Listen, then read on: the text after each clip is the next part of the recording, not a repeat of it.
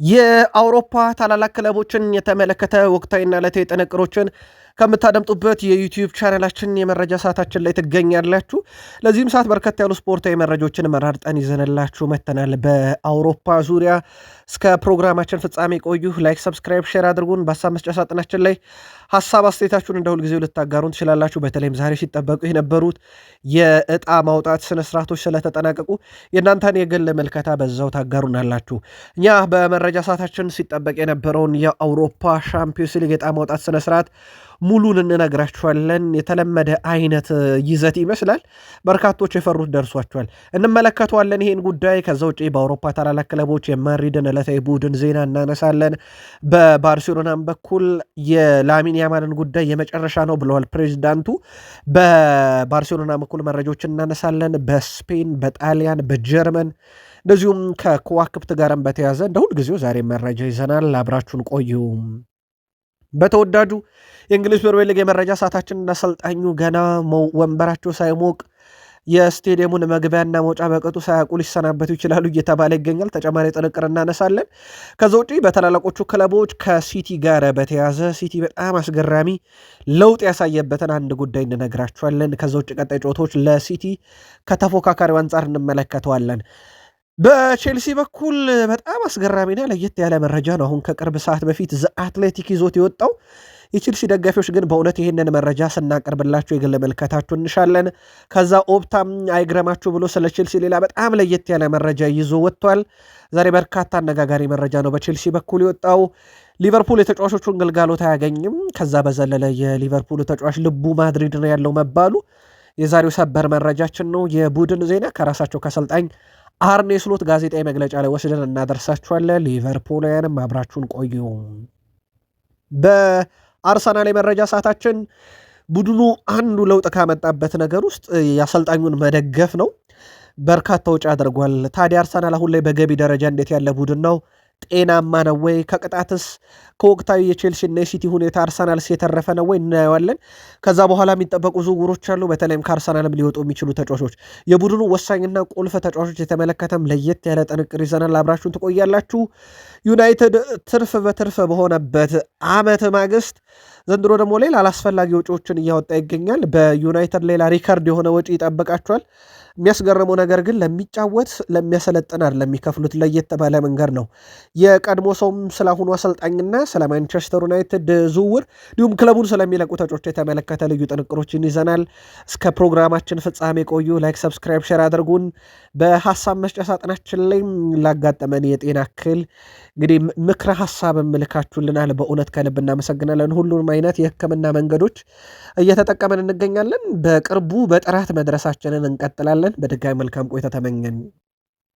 የአውሮፓ ሻምፒዮንስ ሊግ ያው የተለመደ አይነት ዕጣ ማውጣት ስነ ስርዓት ነው። ውድ ቤተሰቦቻችን ሲጠበቁ የነበሩ ክለቦች ደርሷቸዋል። ላብነት ያክል በአንደኛው ረድፍ ላይ ፓሪስ ሰን ዠርሜን ከቼልሲ ደረሳቸው። ሊቨርፑል ከጋላታሳራይ ደረሳቸው። የሁለቱ አሸናፊ እርስ በርስ ይገናኛል።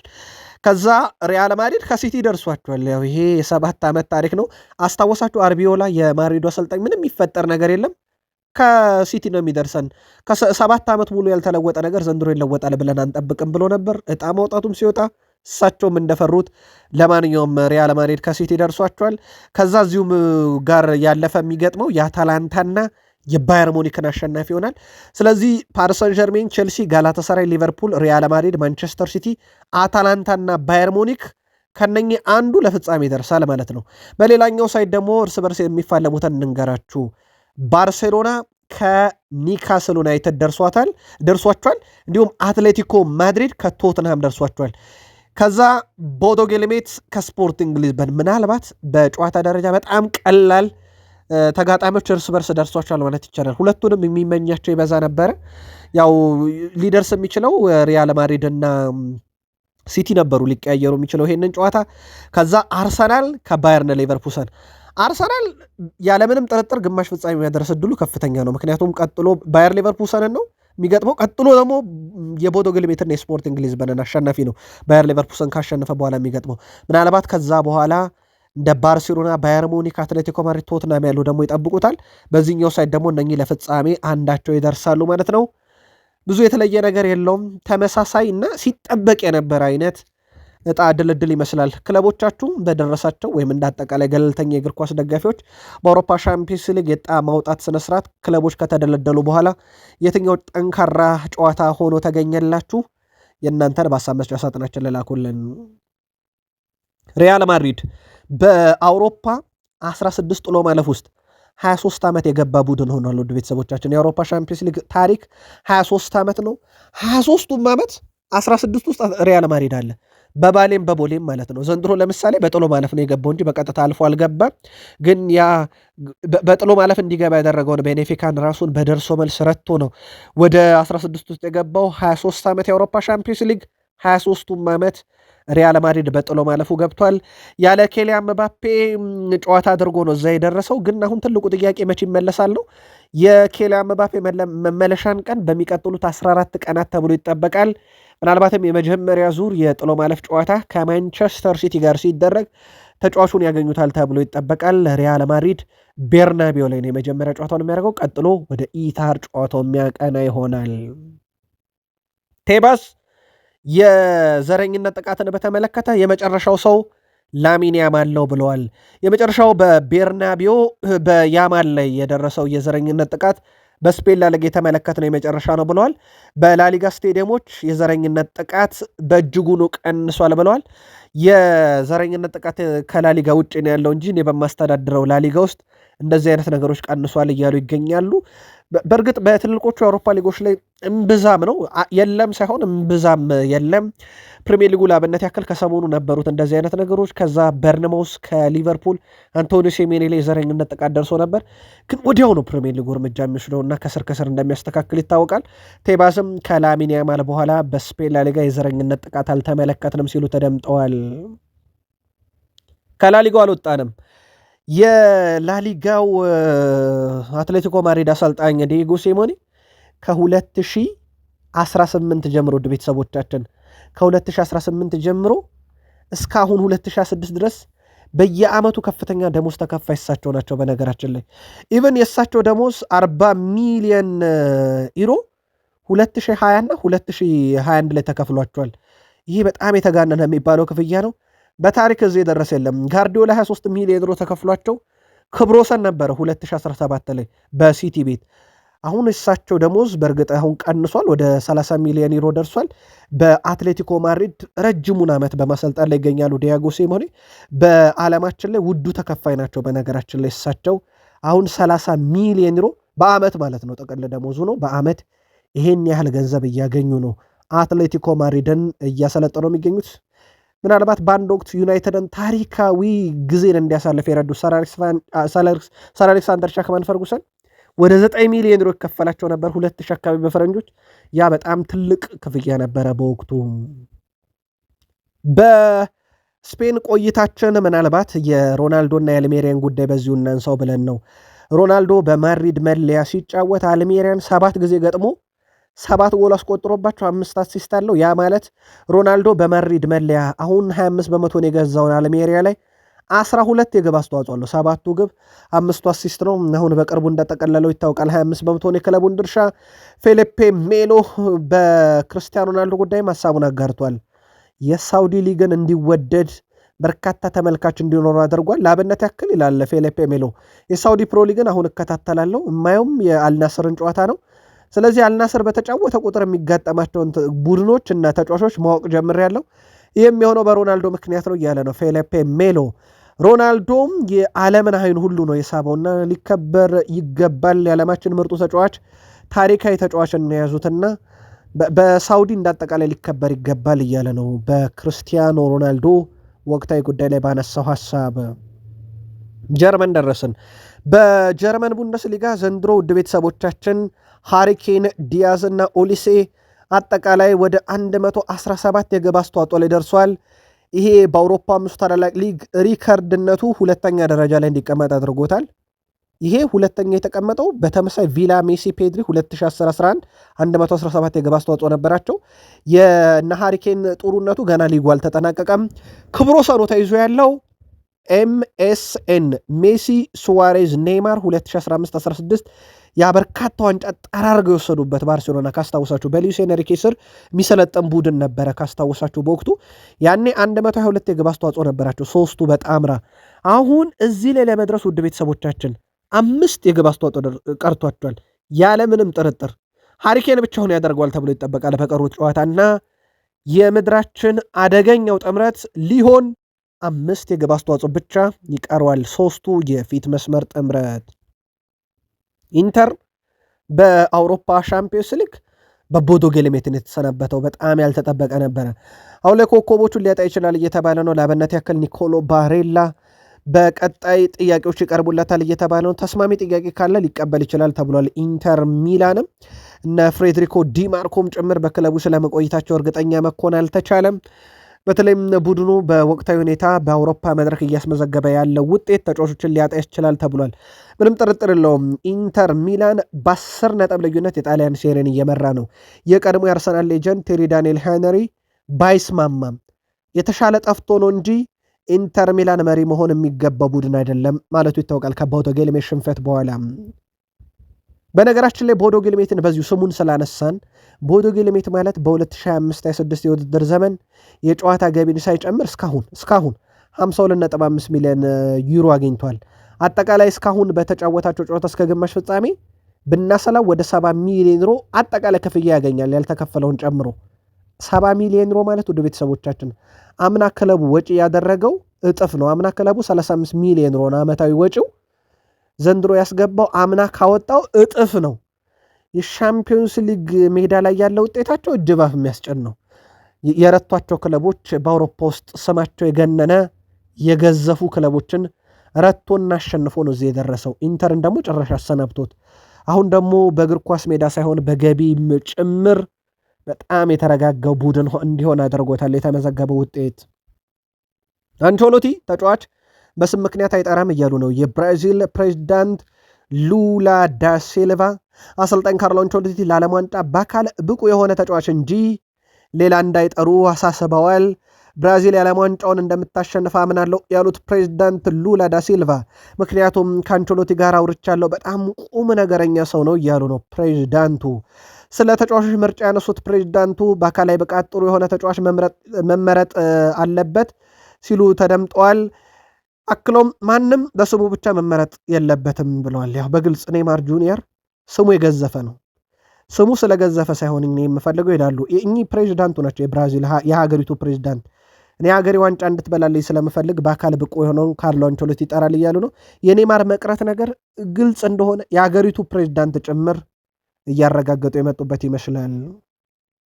ብራዚል ክለብ ሳንቶስ ከቫስኮ ዳጋማ ጋር ጨዋታ አድርጎ 2-1 ሲያሸንፍ ኔይማር 2 ግብ እንዳስቆጠረ ነግሬያችሁ ነበረ። በጨዋታው ወቅት ደግሞ ቪኒሺየስ ጁኒየር ቤኔፊካ ስታዲዮ ዳሊዩዝ ላይ ደንሷት ለዘረኝነት ጥቃቱ ምክንያት የተባለች ዳንስ ነበረች። በእርግጥ ቤርናቢዮም ላይ ደግሟታል። ትላንት ደግሞ እሱ ነበር የደገማት እችን ዳንስ ኔይማር ጁኒየር። ስለ አጋጣሚው ምላሽ ሰጥቷል። በእርግጠኛም በማለደው ጥንቅራችን እሱን ለማሰብ ነው ብለን ነበር። ራሱም ከአንደበቱ ዳንሱ ለቪኒሺየስ ጁኒየር ነው ብሏል። በቤርናቦ ላይ ካስቆጠርክ ተመሳይ ዳንስ አሳይ ብዬ የነገርኩትም እኔ ነኝ፣ ለዛ ነው ቤርናቤውም ላይ የደገመው ብሏል። ልክ ስለሆነ ነው ብሏል። የደነሰው የተለመደ ዳንስ ነው፣ የማንንም ክብር አይነካም። ጎል አስቆጥረ ደስታን መግለጽ ሌሎችን ክብር እስካልነካ ድረስ ተቀባይነት ሊኖር ይገባል ብሏል። በእርግጥ ያቺን ዳንስ ሲደንስ የደነሰው የማዕዘን ምት መምቻው ባንዲራ ዋጋ የተሰቀለችው ጋር ነው። እዛች ባንዲራ ላይ ደግሞ ያለችው የቤኔፊካ አርማ እንደነበረች ግን የሚዘነጋ አይደለም። በፕሪሚየር ሊግ የመረጃ ሰዓታችን ቶትናምን እናንሳ። ውድ ቤተሰቦቻችን የቶትናም ነገር ከድጡ ወደ ማጡ ነው።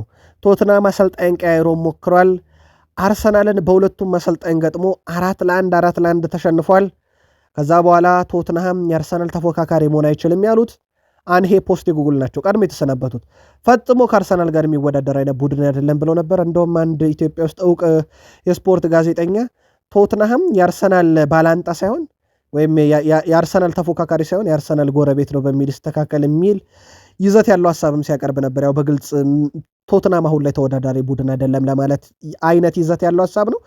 አሁን እየወጡ ባሉ መረጃዎች አዲሱ አሰልጣኝ ኢጎር ቶዶር በራሱ አልተወደዱም እየተባለ ነው። በበርካታ አመራሮችና ከተጫዋቾች ጋር በተለይም ያላቸው ግንኙነት ከአሁኑ ወንበራቸውን አነቃንቆታል እየተባለ ነውና እሳቸው ገና የቶትናም ሆትስፐርስን ከባቢ ሳይለምዱ መግቢያና መውጫውን በቅጡ ሳያውቁ ዋናው መውጫው በር ላይ ሊቆሙ ግድ ይላል እየተባለ ይገኛል። ያለው ግንኙነት ጥሩ አይደለምና ሊለቁ የሚችሉበት እድል አለ እየተባለ ነው። በእርግጥ የተረጋገጠ ነገር አይደለም፣ ግን ያለው ሁኔታ በጣም ጥሩ አይደለም ተብሏል። ሲቲ አጠቃላይ ዘንድሮ ከቴሌቪዥን መብት ወደ 249 ሚሊዮን ዩሮ አካባቢ ገቢ እንደሚያገኝ ተረጋግጧል። አጠቃላይ ይሄ ገቢው ነው። የቼልሲ 220 ሚሊዮን ዩሮ፣ የሊቨርፑል 215 ሚሊዮን ዩሮ። እንዴት የፕሪሚየር ሊግ ክለቦች ሀብታም እንደሆኑ አስተውሉበት። ይሄ በብሮድካስት ብቻ ነው የሚያገኙት። አርሰናል 204 ሚሊዮን ዩሮ ያገኛል። ከዛ ሪያል ማድሪድ የሚያክል ግዙፍ ክለብ 204 ሚሊዮን ዩሮ ነው ያገኘው። በተመሳይ ከፕሪሚየር ሊግ ከሲቲ ያንሳል፣ ከቼልሲ ያንሳል፣ ከሊቨርፑል ያንሳል፣ ከአርሰናል ጋር እኩል ነው።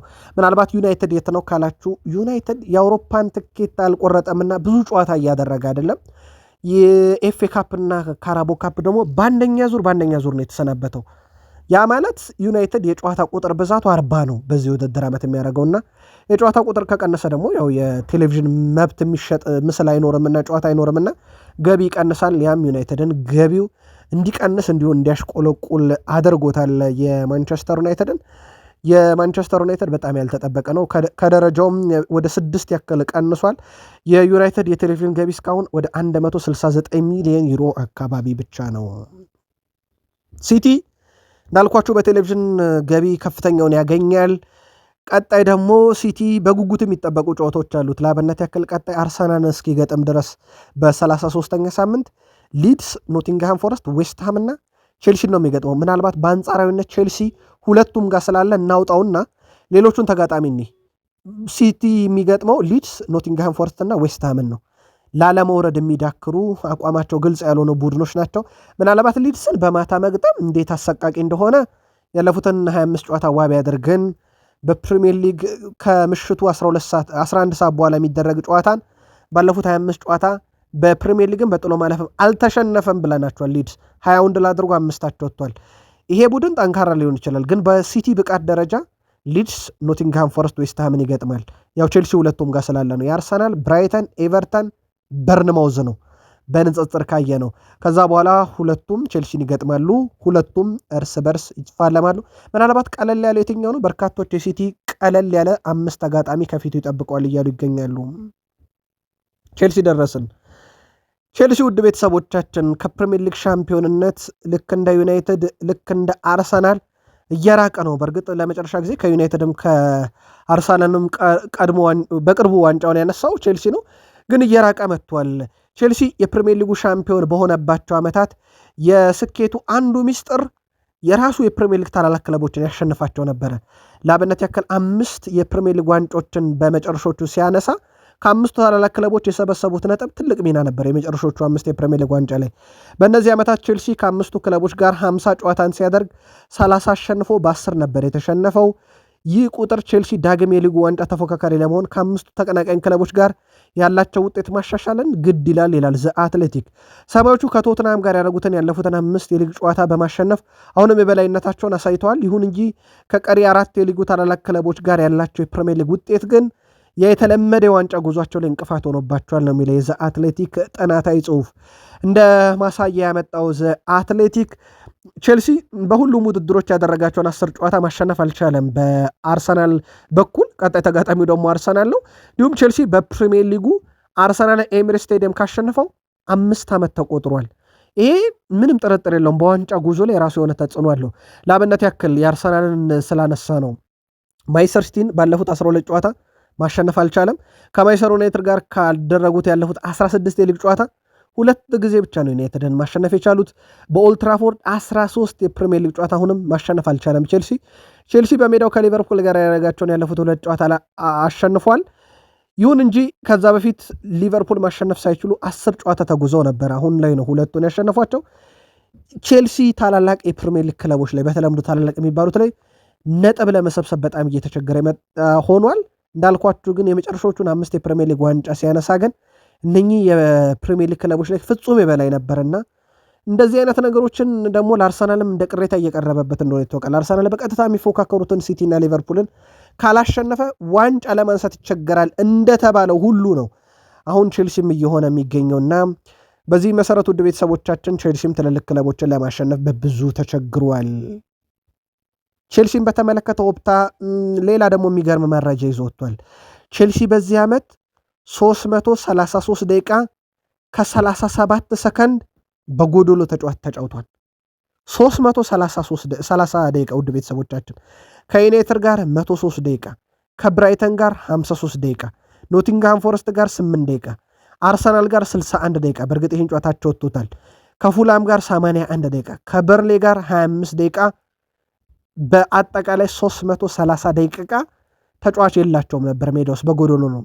ወደ ቤተሰቦቻችን ይሄ 12.1 በመቶን የሊጉን ሰዓት በጎዶሎ ተጫዋች ነው የተጫወተው ቼልሲ።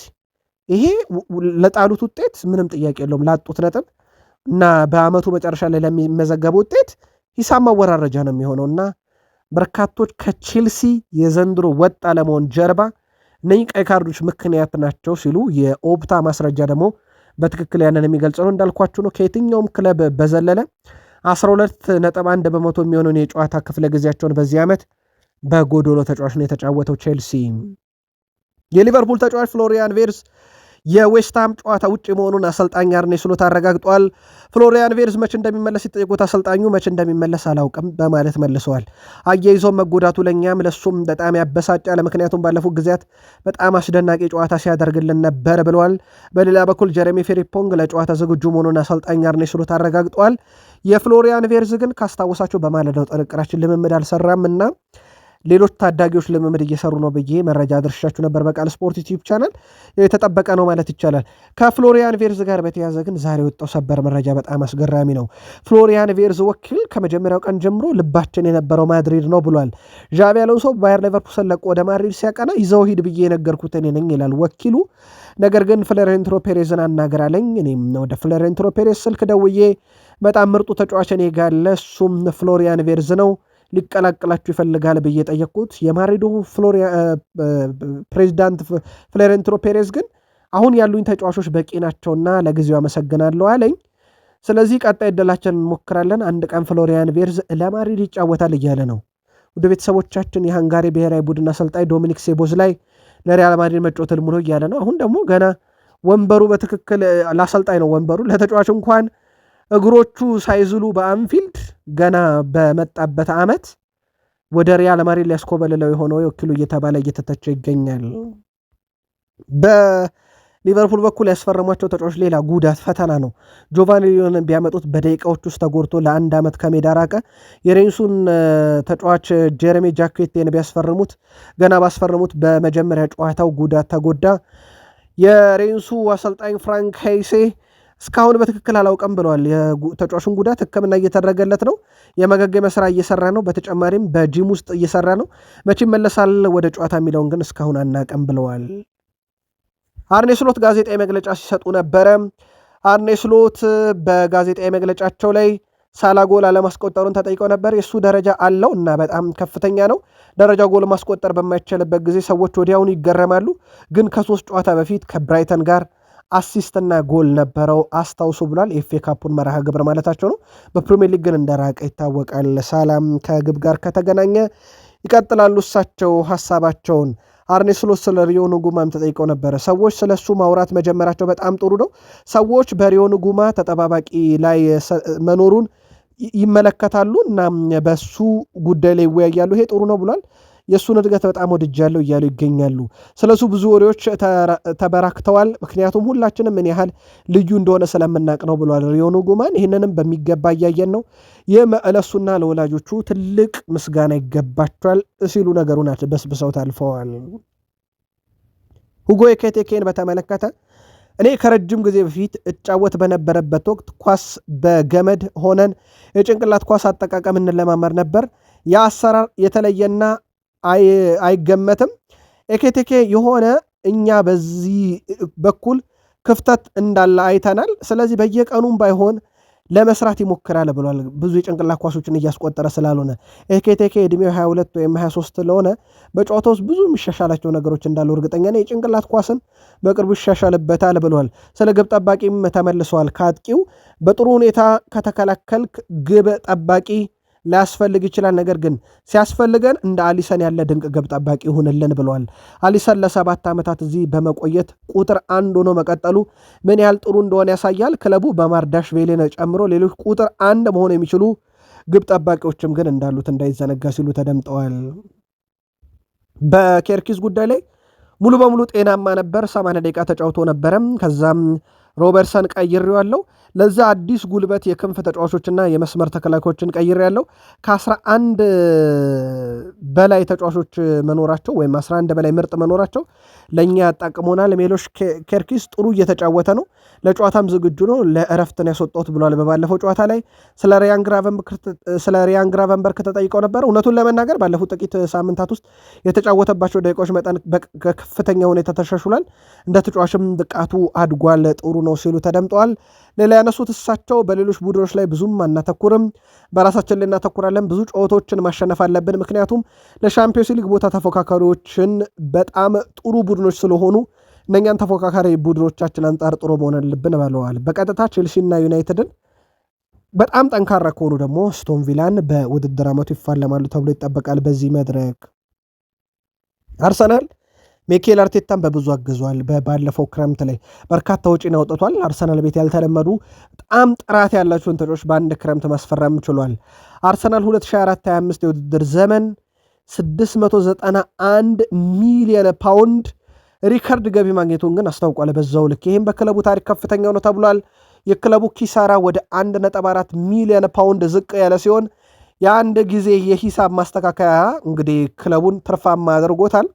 በተጨማሪም የተጣራ የዝውውር ዕዳ በከፍተኛ ሁኔታ ቀንሷል። በአጠቃላይ ክለቡ በፋይናንስ አቅጣጫው በጣም ጤናማ ነው። ስለዚህ እንደ ሲቲም እንደ ቼልሲም የፋይናንስ ቀውስ ያለበት ቡድን አይደለም ማለት ነው አርሰናል። ያ ደግሞ በዝውውር መስኮቱ ላይ በነፃነት እንዲንቀሳቀስና በኤፍኤም ይሁን በፊፋ ከህግ ጥሰት ጋር በተያያዘ ቅጣት እንዳይጣልበት፣ ይሄ በተለይም የአውሮፓ እግር ኳስም ማህበርም ጨምሮ ቅጣት እንዳይጣልበት ዋስትና ይሰጠዋል። ይሄ ለአርሰናል በጣም ትልቅ የሚባለው እፎይታም ነው። ከአርሰናል ጋር በተያያዘ ያው ቀጣይም ክረምት ወደ ዝውውር ገበያ ይገባሉ ተብሎ ይታሰባል። በርካቶችን ይመለከታሉ። አርሰናል በክረምት ካቀዳቸው እቅዶች ውስጥ አንቶኒ ጎርደን ይገኝበታል። ግን ዋጋው ቀላል የሚባል አይደለም። ከ75 ሚሊዮን ፓውንድ በላይ ወጪ ሊያስደርግ ይችላል እየተባለ ነው። ሚኬል አርቴታ የጎርደን የረጅም ጊዜ አድናቂ መሆናቸው ደግሞ ተጫዋቹን ለማምጣት እንደ ምክንያትም እየተጠቀሰ ይገኛል። እንግሊዛዊ ሰው በአውሮፓ ሻምፒዮንስ ሊግ ዘንድሮ ያስመዘገበው ቁጥር በጣም አስደናቂ የሚባል እንደሆነ ከሰሞኑ አድርሰናችሁ ነበረ። ከዚህ ጋር በተያያዘ ውድ ቤተሰቦቻችን በክለቡ እንደዚህ አይነት ዝውውሮች የሚፈጸሙ ከሆነ ግን የሚለቁ ተጫዋቾች ይኖራሉም ተብሎ እንዲሁ ይጠበቃል። ምናልባትም አርሰናል ተሳክቶለት የመስመር አጥቂ የሚያመጣ ከሆነ የጋብሪኤል ማርቲኔሊ የአርሰናል ቆይታ ሊጠናቀቅ ይችላል። ኖርጋርድ ምናልባትም አማካይ ክፍል ላይ አዲስ ተጫዋች የሚያመጣ ከሆነ እድሜው የገፋ ስለሆነ ቤን ዋይት ወደ ቋሚ መጫወቻ እድል የሚያገኝ ከሆነም ቋሚ ደቂቃዎችን የማያገኝ ከሆነ ክለቡን እንዲሁ ሊለቅ ይችላልና ከአርሰናል ደግሞ በተቃራኒው እንደዚህ አይነት ተጫዋቾች ክለቡን ሊለቁ የሚችሉበት እድል አለ። ቡካዮ ሳካ አዲሱን ውል በተመለከተ ከሲኤንኤን ስፖርት ጋር ቆይታ ነበረው። ከእኔ በኩል ውሳኔው ቀላል ነበር ብሏል። ለአርሰናል መጫወት ክለቡ በእርግጠኝነት በትክክለኛው አቅጣጫ እየሄደ ነው። ድንቅ ቡድን አለን እና እያንዳንዱ ዋንጫ ወደ መወዳደር ተመልሰናል። መሆን የሚፈልገውም እዚህ በጣም የተሻለ ቦታ ስለሆነ ነው ብሏል። ይህ ታማኝነት ከብዙ ነገሮች የመነጨ ነው። ለዚህ ክለብ ያለኝ ፍቅር፣ በእኔ ላይ የጣሉት እምነት፣ ከቡድን ሰራተኞችና በክለቡ ውስጥ ከሚሰሩ ሁሉ እንዲሁም ከደጋፊዎች ጋር የሚያገናኝ ግንኙነት፣ የኤምሬስ ስቴዲየም ምንም ያህል ጊዜ ብትጫወት የበለጠ ለመጫወት የምትወደው ቦታ መሆን የኔን ፊርማ ቀላል አድርጎታል እያለ ይገኛል። አሁን አርሰናል በዚህ ተጫዋች ጉዳይ ከፈላጊዎች ጫና እንደሌለበት ይታወቃል። በአርሰናል በኩል ምናልባት ብዙ የተተቸው ቪክተር ዮኬሬሽን እናንሳው። ቪክተር ዮኬሬሽ ብዙ እየተተቸ ነው። በእርግጥ ቪክተር ዮኬሬሽ አንዱ የሚተችበት ምክንያት አምና ካቻምና በስፖርቲንግ ሊዝበን ያስቆጠራቸው የግብ ብዛት ናቸው። ወደ ፕሪሚየር ሊግ ካመጣ ነው አዲስ ተጫዋች ነው፣ ሁለተኛው ነው ፕሪሚየር ሊግ ያስቆጠራቸው ግቦች በጆዋ ፔድሮ ብቻ ይበልጣል፣ 11 አለው። እንዲሁም ቪክተር ዮኬሬሽ 10 አለው በፕሪሚየር ሊግ። በአጠቃላይ በሁሉም መድረክ ደግሞ ቀዳሚ ተጫዋች ነው። ከፕሪሚየር ሊግ ተጫዋቾች 15 የግብ አስተዋጽኦ አለው። ይሄ ቀዳሚ ያደርገዋል በፕሪሚየር ሊግ ተጫዋቾች። እንደ አጠቃላይ በአውሮፓ 5 ታላላቅ ሊጎች ደግሞ በቪክተር ዮኬሬሽ በኩል የተያዘው ሪከርድ በርካታ የግብ አስተዋጽኦ ያለው በአውሮፓ 5 ታላላቅ ሊግ አዲስ ከፈረሙት ውስጥ ለየክለቦቻቸው ሁለተኛው ነው። በኦሊሴ ብቻ ይበለጣል።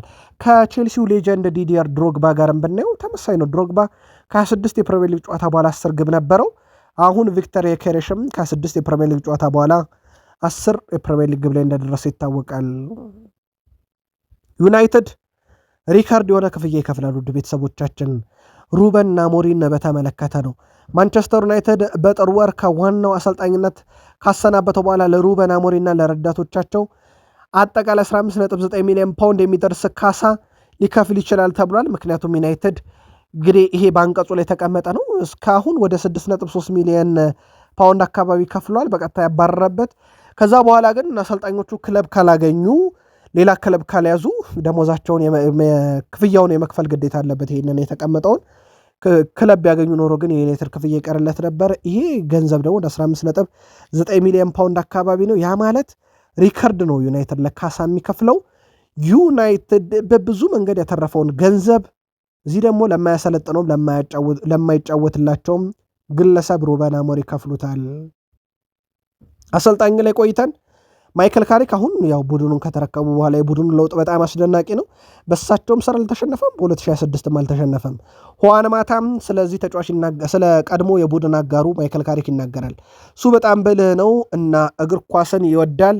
ለማንቸስተር ዩናይትድ አስፈላጊ የሆነ ውጤቶችን እያመጣም በመሆኑ በጣም ደስተኛ ነኝ።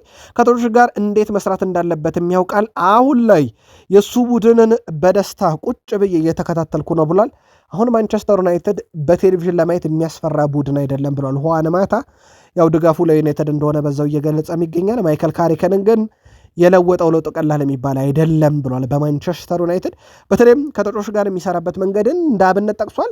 እንደምታውቁት ሩበን አሞሪም አንደኛው ከጠንካራ ልምምድ ይልቅ ያስተሳሰብ ለውጥ ያስፈልጋል በሚል ተጫዋቾቹ አስተሳሰብ ላይ እየሰሩ እንደነበረም እንዲሁም ይዘነጋ አይደለም።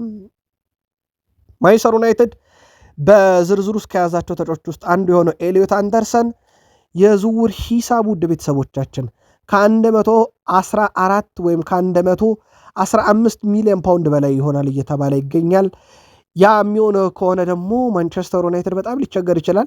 ለአማካይ ክፍል አሁን ላይ ከ100 ሚሊዮን ፓውንድ በላይ ሊያስወጣው ይችላል ማለት ነው። በእርግጥ ዴክላን ራይስም ከ100 ሚሊዮን ዩሮ በላይ፣ ሞይሴስ ካይሴዶም እንደዛ ነው የወጣባቸው። ዩናይትድም ተመሳዩ ሊጠብቀው ይችላል እየተባለ ነው። ይከፍላል አይከፍልም በሚለው ጉዳይ ላይ ግን የወጣ መረጃ የለም። ካርሎስ ካዜሜሮ ማንቸስተር ዩናይትድ ለቆ በቀጣይ ክረምት ላይ ይወጣል። ቀጣይ ህይወቱ በአውሮፓ መቀጠል ፍላጎት አለው። የቡድን አጋሮቹን የቀድሞቹ እንደ ሮናልዶ ያሉ በሳውዲ አረቢያ አልናስር፣ እንደ ሞድሪች ያሉ በጣሊያን ሴሪያ በኤሲ ሚላን እንዳሉ ይታወቃሉ። ለአብነት ያክል ሁለቱ ብቻ ጠቀስን። ካዝሜሮ አሁንም በዋና ዋናዎቹ የአውሮፓ ክለቦች መጫወት ይፈልጋል ተብሏል። በአሁኑ ወቅት ጣሊያን ለተጫዋቹ ቆይታ ምናልባትም ቀዳሚዋና ተመራጯ የአውሮፓ ውድድር መድረክ ሊሆን ይችላል። ከዚህ ጋር በተያዘ ውድ ቤተሰቦቻችን ከጣሊያን ሴሪ እንደ ኤሲ ሚላን ያለ ክለብ የሚያስፈርመው ከሆነ ግን የሉካ ሞድሪች አደራዳሪነት ትልቅ ሚና ይኖራል ተብሎ ይጠበቃል። እዚህ ጋር እናብቃ። በቀጣይ እንገናኝ።